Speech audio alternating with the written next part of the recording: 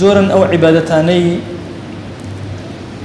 کە لەم زەمەنی نەمانی خلافەتی ئیسلامیە لە دەستمان داون و لە یادمان کردوون.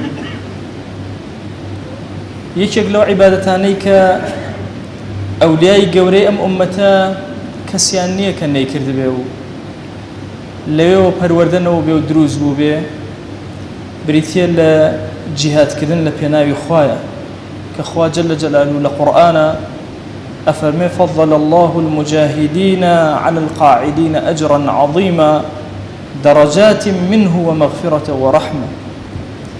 خوا جل جلاله فضل مجاهد كان داوى بسر أوانيك قاعد وجهاد ناكن أجرك زور قورا شندين بلان لاي خدا برسترا ومغفرة رحمتي خوا بسريانا دا أباري. خوشويس من صلى الله عليه وآله وسلم أفرمي رباط يوم في سبيل الله.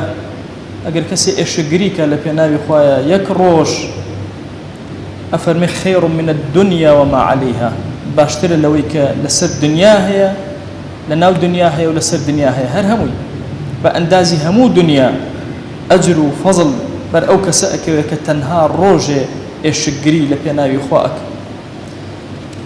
هاولي شيء في غمرجان صلى الله عليه وسلم هات حضوري فرمو يا رسول الله أي الأعمال أفضل؟